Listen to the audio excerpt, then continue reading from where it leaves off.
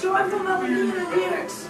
You kids might know this one too. I do know this one. I can see why it was so popular. Do you have any other big songs? Alright, but this is the last one. When You Wish Upon a Star by Glenn Miller.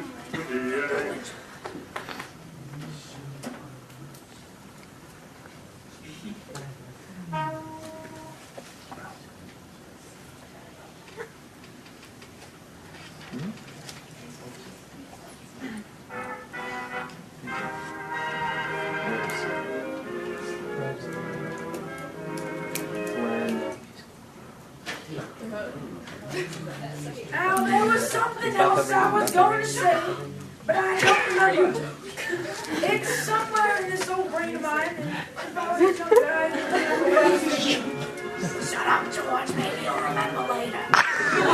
This song was big in the year 1940. You may recognize it from the Disney film Pinocchio. Glenn Miller was not the one to perform it in the movie, but his version of the song was still very popular. Now, do you remember what you were going to say? No, maybe if I was younger, though. It's okay. Your younger self will help. Old ghosts never remember anything. This record is a record made in the 1940s. If you can see on it, it actually says at the bottom, it has propaganda for World War II. It says, "For Victory" by United States War Bonds. And those were also, that kind of propaganda was also advertised in the record industry. Also, the invention of the LP, or long playing record, came out. These records used a shorter groove, which is the thing that the needle goes around on. And they also went at a longer speed, so therefore you could have more time on the record. Hits from the 40s were often made on 10-inch records like these, while more classical albums were generally on 12-inch records like these.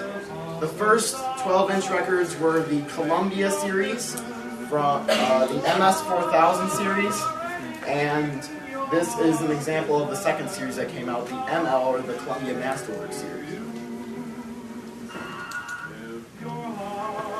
78 records, which used a 3mm length of groove that the record went around in, and a 78 rotations per minute speed, still were popular, but they were starting to be replaced by the new invention of the 45 record, which is a 7-inch record, smaller than these, with a large hole in the middle most of the time, that also held singles, but used the smaller groove length and a slower speed as well.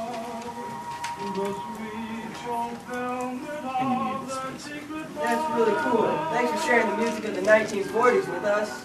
Why, you're welcome. Yes, I love them.